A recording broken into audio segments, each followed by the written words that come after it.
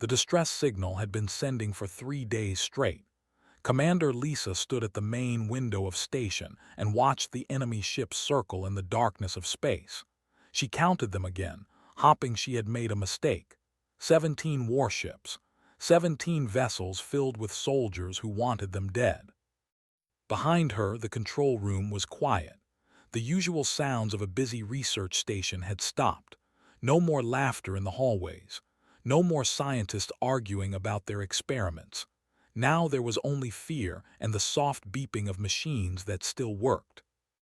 Lisa was 42 years old. She had gray streaks in her brown hair and lines around her eyes from years of hard service. She had seen combat before. She had lost friends before. But she had never felt so trapped, so completely without hope. Lieutenant Daniel Perry walked up beside her. He was a tall man with dark skin and kind eyes that now looked tired and worried. A bandage covered a cut above his left eye, a wound from the first attack 3 days ago. "Commander, I checked the communication systems again," he said. "Our last message got through before they started jamming us. Earth knows we are here. Earth knows what is happening." Lisa nodded but did not smile. Earth was very far away. 9 days of travel at the fastest speed their ships could manage. The commander had given them 12 hours to surrender. The math was simple and terrible. "How many people do we have left?" she asked.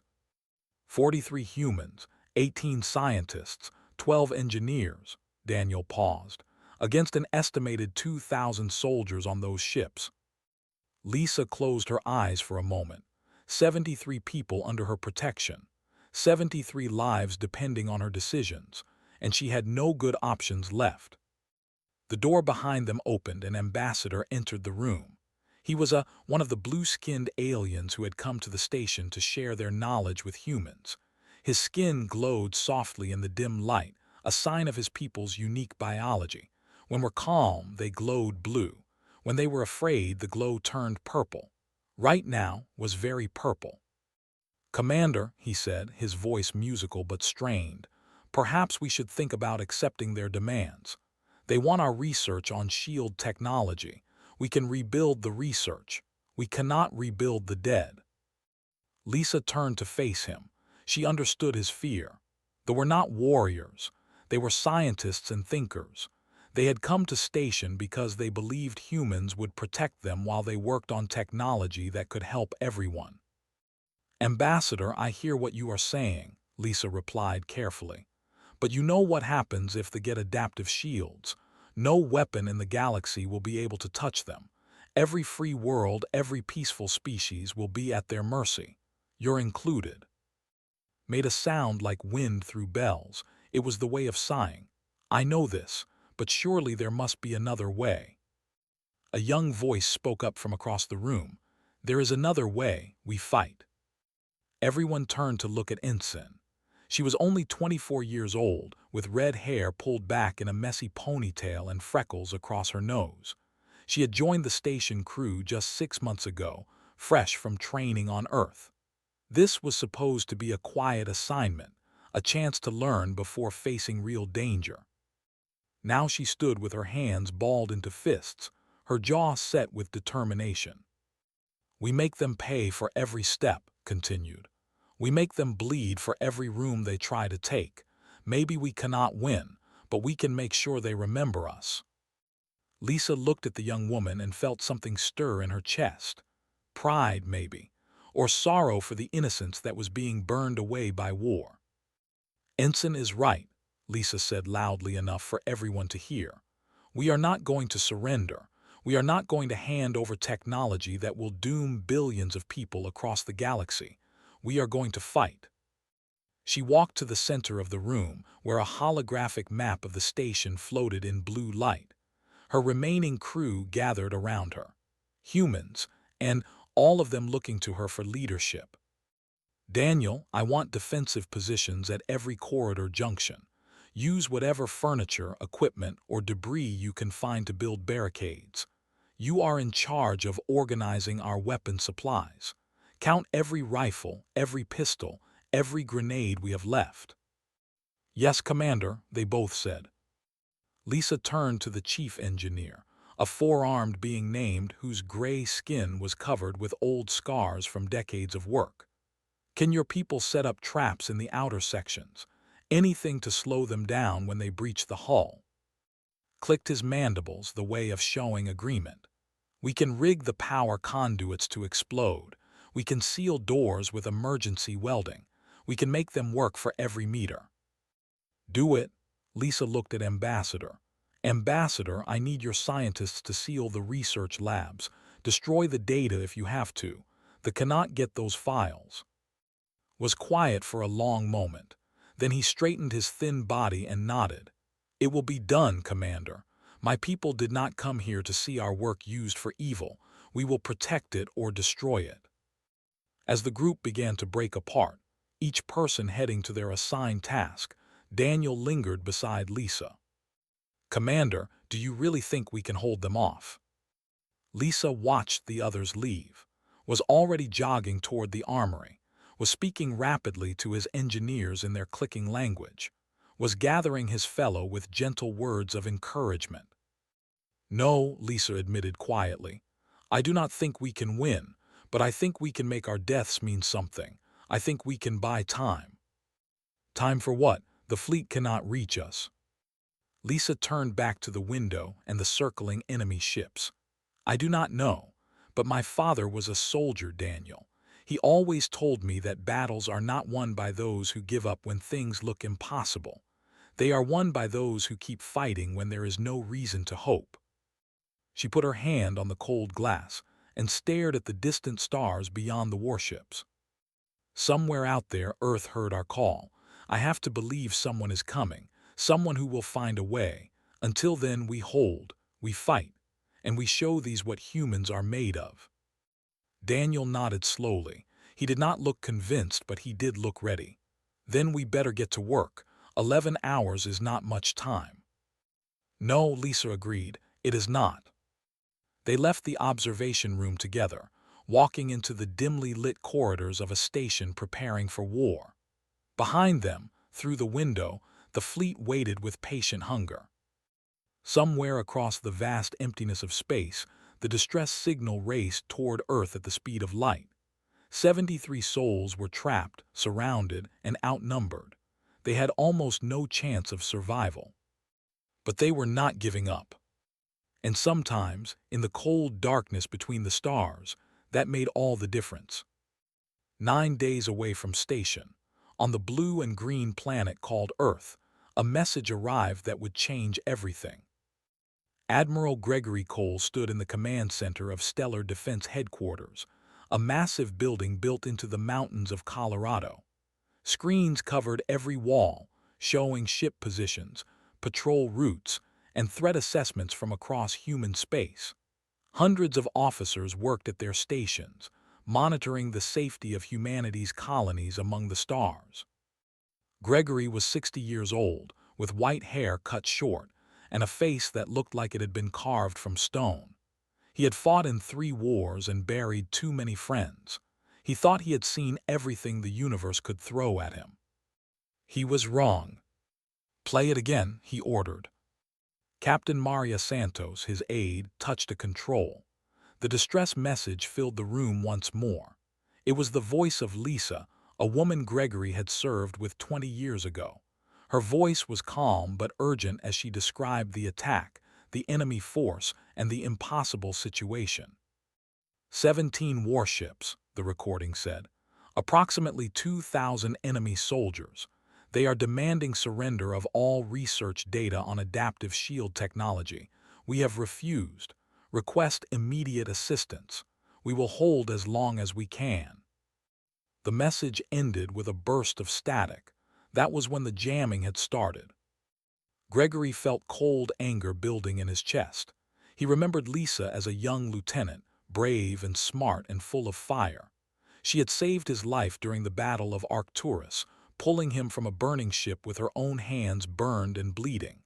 Now she was trapped, surrounded by enemies, and he could do nothing. What are our options? He demanded. Maria pulled up a star map. The Third Fleet is fighting raiders near the colonies. They cannot break away without leaving those worlds undefended. The Seventh Fleet is at Luna Station for repairs. Most of our ships are too far away. Most. There are 2 destroyers near Tau. They could reach in 6 days at maximum speed. The station will be destroyed in 12 hours. Maria nodded sadly. She did not need to say anything else. Gregory stared at the map, his mind racing through possibilities and finding only dead ends. This was the price of having a vast territory to protect. You could not be strong everywhere. Sometimes the enemy found the gaps in your defenses. Sometimes people died because you could not reach them in time. "Sir," a new voice came from the doorway. "There might be one option." Gregory turned to see a man stepping into the command center. He was lean and weathered, maybe 45 years old, with short brown hair and eyes that had seen too much combat. The insignia on his shoulder made several nearby officers step back nervously. ARD, Assault Rapid Deployment. Earth's elite shock troops trained to drop from orbit directly into enemy territory. The most dangerous soldiers humanity had ever produced. "Colonel Benjamin Drake," Gregory said, "I did not know you were on Earth." "Just returned from training exercises, sir." Benjamin walked forward and placed a small data chip on the command table. "My Valkyries are ready to deploy. We have 3 drop carriers in orbit right now, fully loaded." Maria shook her head.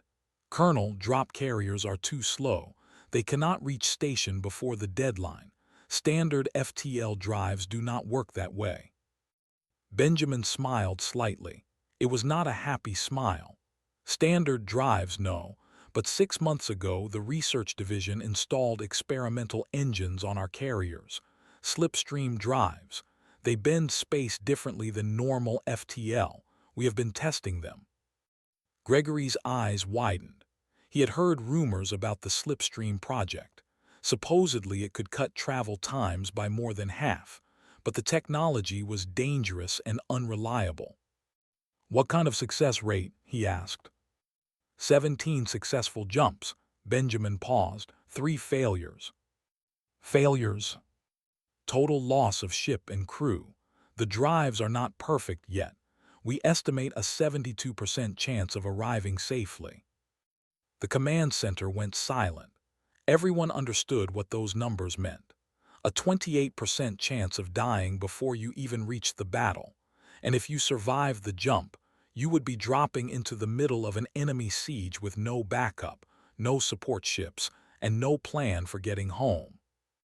Gregory studied Benjamin's face. "Your people know these odds." "I told them everything.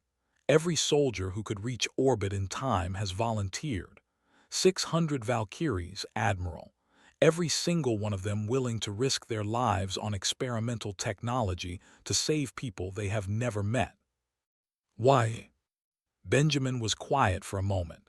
Then he spoke in a voice that carried across the room, reaching every officer present. "Because there are civilians on that station.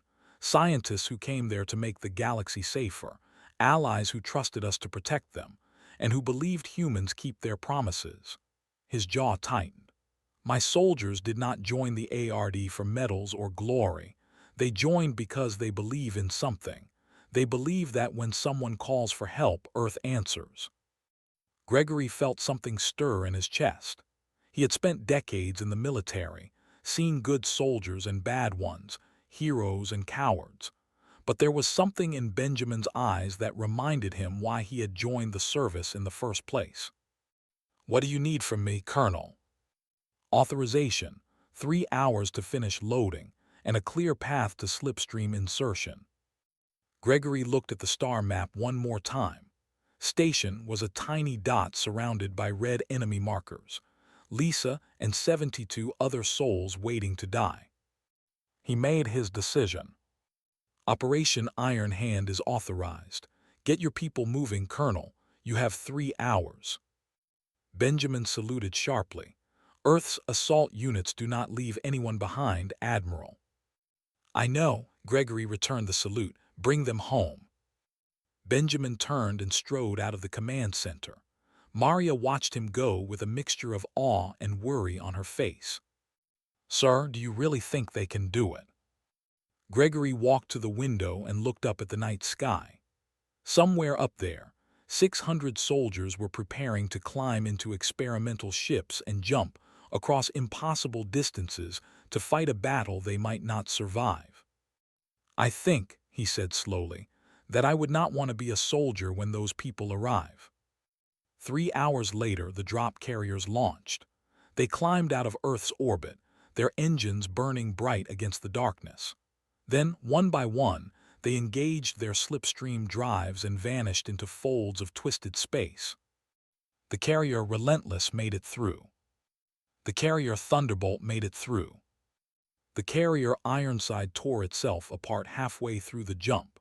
86 soldiers died in an instant, their bodies scattered across dimensions that human minds could not understand. But 514 Valkyries survived the crossing. 514 of Earth's finest warriors, hurtling through impossible space toward a battle that had already begun. They had no idea what was coming. And by the time they found out, it would be far too late. The first boarding pods hit station exactly 12 hours after the ultimatum was given. Lisa had expected them to be punctual. There were many things, but they were never late. She crouched behind a barricade made of broken furniture and metal plates, her rifle pressed against her shoulder. Around her, the surviving defenders waited in tense silence. They had turned Corridor 6 into a death trap, with overlapping fields of fire and explosives hidden in the walls. "Here they come," Daniel whispered. The corridor filled with smoke and noise as the first wave of soldiers charged forward. They were big creatures, standing nearly 7 feet tall, with thick gray skin and 4 red eyes that glowed in the darkness. Their armor was black and segmented like insect shells. Their weapons fired bolts of superheated plasma that could burn through steel. Lisa aimed and fired. Her first shot hit a soldier in the chest, and he stumbled but did not fall. His armor had absorbed most of the damage. She fired again, hitting the same spot, and this time he went down. "Aim for the joints," she shouted, "where the armor connects." The defenders opened fire. Plasma bolts screamed back and forth through the corridor, filling the air with heat and the smell of burning metal. Soldiers fell, but more kept coming. For every one that died, 3 more pushed forward over the body. The battle for Corridor 6 lasted 45 minutes. When it was over, 37 soldiers lay dead on the floor. But the defenders had lost 8 people too, and they could not afford to lose anyone. Lisa led the survivors back to the next defensive line. Her arms ached from firing. Her throat was raw from shouting orders. A plasma bolt had grazed her left leg, leaving a painful burn that she tried to ignore. "Commander, they are pushing through Section 4, reported through the communication system. His voice was broken by static. "My people set off the power conduits. It slowed them down but did not stop them." "Fall back to the central hub," Lisa ordered. "All teams fall back to the hub." The next 3 hours were a nightmare of running battles and desperate stands. They came in waves, pushing deeper into the station with every assault. They did not seem to care how many soldiers they lost. They had plenty more. Lisa lost count of how many times she fired her weapon. She lost count of how many she killed. She lost count of how many friends she saw fall and could not stop to mourn. Stayed at her side through it all. The young ensign had burns on her arms and a cut on her forehead, but she kept fighting with a fury that made even the pause. At one point, her rifle ran out of power, and she attacked an enemy soldier with nothing but a combat knife. She killed him and took his weapon before Lisa could even react. "Where did you learn to do that?" Lisa asked during a brief pause in the fighting. Grinned through the blood and dirt on her face. "I grew up with 4 older brothers, Commander. You learn to fight dirty or you do not survive dinner." Despite everything, Lisa laughed. It felt strange to laugh while surrounded by death, but somehow it helped. The brought in their heavy troops next. These soldiers wore powered armor that made them even bigger and stronger. Their weapons were cannons that could tear through the defenders' barricades like paper. Daniel went down during that assault. A plasma bolt hit him in the shoulder, spinning him around and dropping him to the floor, dragged him behind cover while Lisa provided covering fire. "How bad?" Lisa demanded. "I will live," Daniel groaned, "but I cannot feel my arm." They were losing. Lisa knew it. Everyone knew it. They had too many soldiers, too many weapons, too much everything. The defenders were down to 17 people now, 17 against hundreds. But they kept fighting. In the research labs, Ambassador and his scientists made their own stand. They were not warriors, but they had rigged the lab doors with electrical traps and used their scientific equipment as improvised weapons. When a squad of broke through, himself picked up a plasma cutter and fought hand-to-hand until ARD Corporal Henry Grant and his team arrived to reinforce them. "Ambassador, get behind us," Henry shouted. Stood his ground, his blue skin now glowing bright purple with fear and determination. "This is our research, our life's work. We will defend it." They defended it together, human soldiers and alien scientists fighting side by side. It was beautiful in a terrible way. But even that was not enough. The final push came an hour later. They brought everything they had left, hundreds of soldiers flooding through every corridor that led to the central hub. The defenders were pushed back, step by bloody step, until they were gathered in the last defensible position. Lisa stood in the center of the hub, surrounded by the survivors. 12 humans, 6, 4, 22 people against an army. Her rifle was empty. Her backup pistol had 3 shots left. The commander walked through the smoke and debris, flanked by his elite guards. He was larger than the other soldiers, his armor decorated with symbols of rank and victory. When he spoke, a device on his chest translated his words into human speech. "You have fought well," the commander said. "Better than we expected, but it is over now. Surrender and I will make your deaths quick." Lisa straightened her spine and stepped forward. Every muscle in her body screamed with exhaustion, but she refused to show weakness. "Earth does not surrender," she said. The commander tilted his head, his 4 red eyes studying her with something that might have been curiosity. "You cannot win. You have no reinforcements. Your fleet is days away. Why do you keep fighting?" Lisa thought about all the people she had lost. She thought about the research that could not fall into enemy hands. She thought about Daniel and everyone who had trusted her to lead them. "Because that is what we do," she answered. "Humans do not give up, not ever." The commander made a sound that his translator turned into a laugh. "Then you will die standing. I can respect that." He raised his weapon. And then the ceiling exploded. Lisa threw herself to the ground as chunks of metal and debris rained down. The commander stumbled backward, looking up in shock at the massive hole that had suddenly appeared above them. Something fell through that hole, something moving fast. A figure in dark armor hit the ground in a crouch, the impact cracking the floor beneath its feet. It rose smoothly, weapons already firing. Then another figure dropped through, and another, and another. Lisa stared in disbelief as soldiers in powered armor fell from the sky like avenging angels. Their weapons blazed with continuous fire. Their movements were fast and precise. Every shot found its target. A voice boomed through the chaos, amplified by speakers built into the armor. "Defenders of station, stay down. Earth assault units are now engaged. Repeat, Earth assault units are now engaged." Lisa pressed herself against the floor, too stunned to move, and watched the impossible happen before her eyes. Help had arrived. Somehow impossibly, Earth had answered their call. Sergeant Major Chris was the first Valkyrie through the breach. He had earned his nickname Thunderstorm by surviving the orbital drop at New Singapore, where half his squad had died, and he had fought for 6 hours with a broken leg before reinforcements arrived. Now he was doing what he did best, bringing destruction to those who deserved it. He hit the ground rolling, his assault rifle already spitting death. The soldiers around him barely had time to react before they started falling. Chris moved with the smooth efficiency of a man who had spent 15 years training for exactly this moment.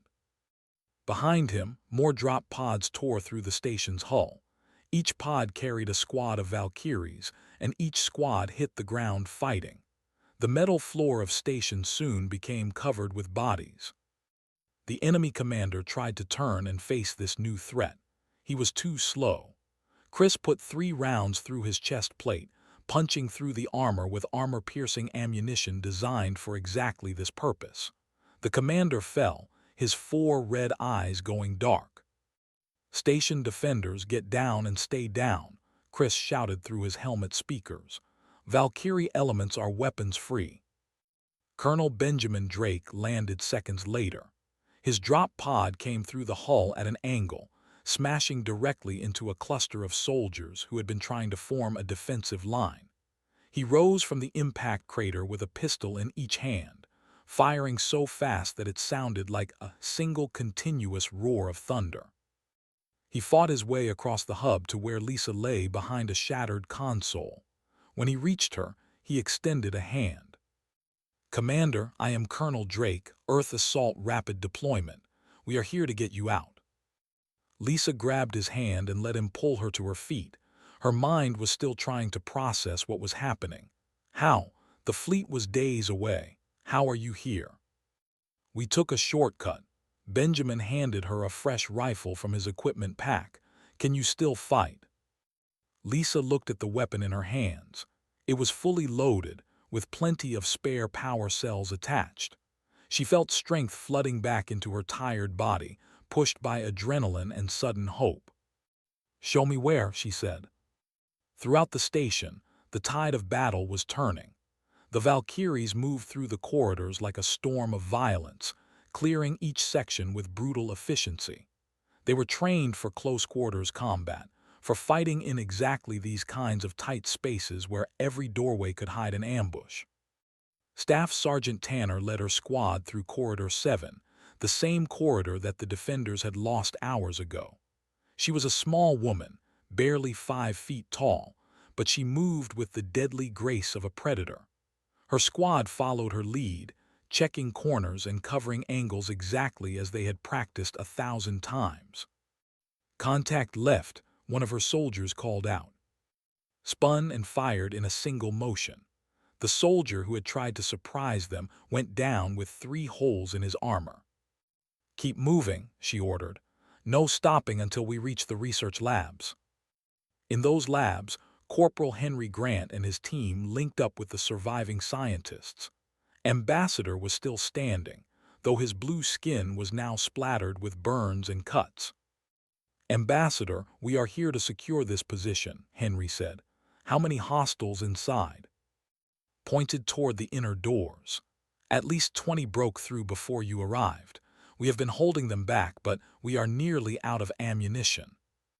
Henry nodded to his team. "Clear it out. Nobody gets the research data." They swept through the labs in under 10 minutes. The soldiers inside fought hard, but they were surprised and outnumbered for the first time since the battle began. When it was over, the research was safe, and 23 more enemy soldiers were dead. Back in the central hub, Lisa fought alongside the Valkyries. It felt strange to go from desperate survival to aggressive attack, but the change was welcome. For the first time in days, she was not just trying to stay alive. She was winning. Found a new rifle and rejoined the fight. Her red hair had come loose from its ponytail, flying wild around her face as she moved from cover to cover. She had picked up the Valkyries' tactics quickly, covering angles and calling out targets like she had trained with them for years.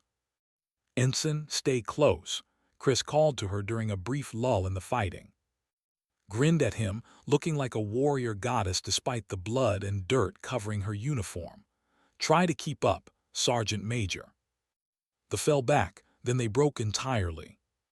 Without their commander, without the element of surprise, Faced with an enemy that hit harder and moved faster than anything they had expected, the invasion force lost its will to fight. Scattered groups tried to retreat to their boarding pods, hopping to escape back to their ships. Benjamin had planned for this. Tanner Grant moved to intercept fleeing hostiles, cut off their escape routes. Take your squad and secure the docking bays. No one leaves this station. The Valkyries executed his orders with precision. Enemy soldiers who tried to run found their paths blocked. Those who surrendered were restrained with magnetic cuffs. Those who kept fighting were put down. Outside the station, the fleet suddenly had bigger problems. The two surviving drop carriers, Relentless and Thunderbolt, had emerged from slipstream space directly behind the enemy formation. They were not warships, but they carried enough weapons to be dangerous.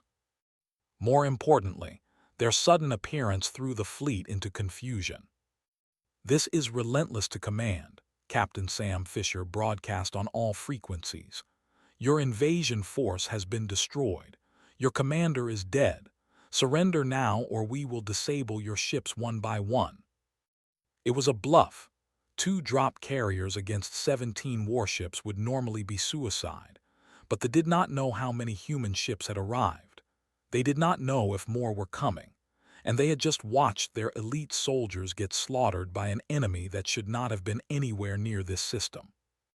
One by one, the warships began powering down their weapons. Inside station, the last pockets of resistance were being eliminated. Benjamin found Lisa in what had been the main corridor, now littered with debris and bodies from both sides. "Commander, the station is secure," he reported. "We are still running sweeps for stragglers, but organized resistance has ended." Lisa leaned against a wall, her borrowed rifle hanging from a strap across her chest. She was exhausted beyond words, running on nothing but willpower. "How many did we lose?" she asked. Benjamin was quiet for a moment. 23 Valkyries killed in the assault, 41 wounded. We also lost 1 carrier and 86 soldiers during the slipstream jump. Over 100 lives. Lisa closed her eyes and felt the weight of that number pressing down on her. "I am sorry," she said. "I am so sorry." "Do not be." Benjamin's voice was gentle but firm. "Every soldier who died knew the risks. They chose to come anyway. They died saving lives and protecting something that matters. That is all any of us can ask for." Walked up to them, supporting Daniel with his good arm over her shoulder. The lieutenant was pale from blood loss but still conscious, still managing a weak smile. "Commander," he said, "we made it." Lisa looked at her surviving crew, at the Valkyries who had crossed impossible distances to save them, at the allies who had fought so bravely. "Yes," she said quietly, "we did." Through the shattered windows of the station, she could see the warships hanging motionless in space, their weapons cold and silent.